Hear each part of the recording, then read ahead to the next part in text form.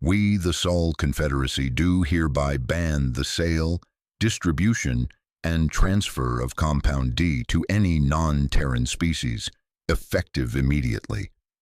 The Terran ambassador's voice didn't waver. Across the interstellar assembly chamber, 400 alien delegations sat in trembling silence, tears streaming down faces that shouldn't have been capable of crying. Nobody laughed. 3 weeks earlier, the water recycler on Arcadia Station's Xenobiological Recovery Ward had broken for the 5th time that month, and Dr. Harlan Voss hadn't slept in 31 hours. He'd treated soldiers, warlords, and psionics, but nothing prepared him for the patients at Arcadia Station. The small red recording light on his camera blinked steady and calm as he leaned into frame. Lab coat creased, voice measured. Clinical log, day 47. Patient intake continues to accelerate. I am concerned. Concerned was generous. Ward C alone held 14 new admissions. The Fey Ghoul Marine in Bay 6 had ripped 3 wall panels free and arranged them into a geometric shrine she kept whispering to between convulsions. Voss had sedated her twice. She'd rebuilt the shrine both times. Faster. In Bay 11, a stallion tusk hybrid rocked against his restraints and spoke in a language no translator could parse, syllables spilling out in wet, desperate loops. The linguistics team called it glossolalia. Voss called it a warning sign.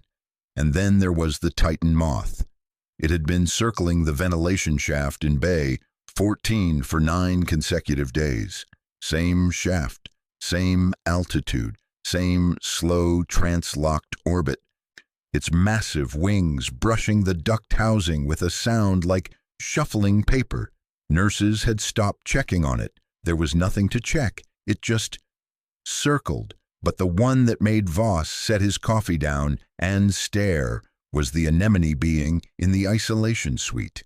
It had converted 6 other patients into followers of what it called the Church of the Golden Sacrament, a fully organized religion, complete with hymns, dietary laws, and a tithing system, devoted entirely to the worship of Compound D. The red light held steady while Voss rubbed his eyes. Addiction rates are climbing beyond anything we projected. This ward was built for 40. We're holding 112. Then the reports from Deck 9 started coming in. One species, the Vrelic, a mid-oxygen amphibian race, had suffered 85 cardiac arrests across the station. Same species, same substance. Not one of them wanted to stop. Medical teams would revive a Vrelic, stabilize its hearts, file the discharge paperwork, and find it 20 minutes later licking the inside of a commissary container. 85 times. Voss stopped sending follow-up surveys.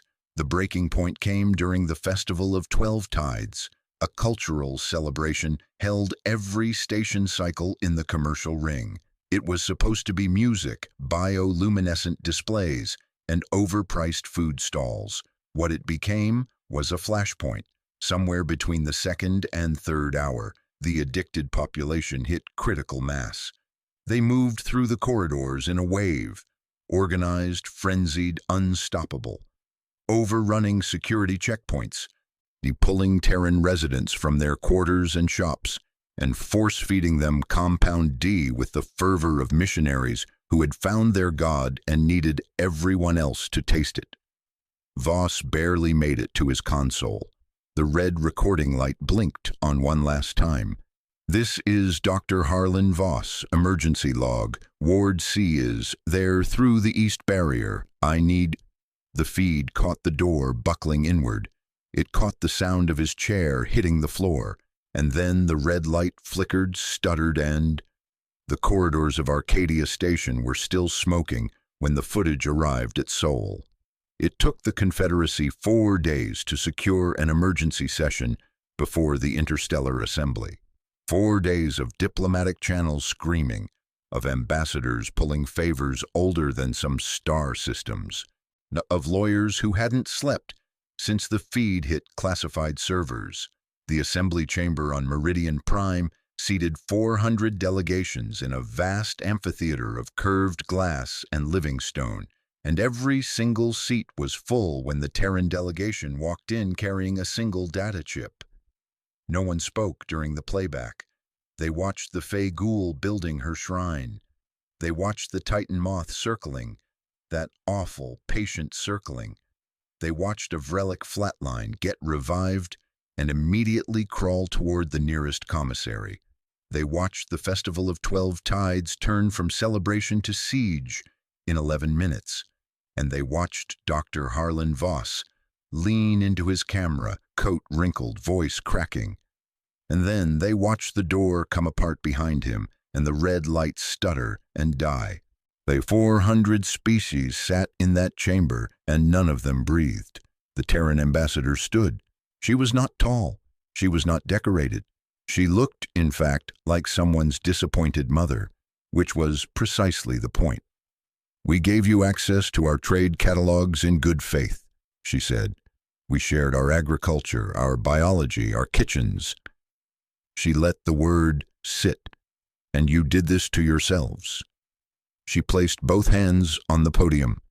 "We, the Sol Confederacy, do hereby ban the sale, distribution, and transfer of Compound D to any non-Terran species, effective immediately."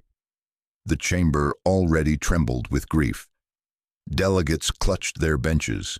A Vrelic ambassador had both hands over its chest as if trying to hold its hearts in place. But nobody had asked the obvious question, the one that had been classified since the first intake report on Arcadia. The ambassador opened the chemical dossier. "Compound D," she read, "formally designated emulsified triglyceride matrix, bovine-derived, sodium-treated."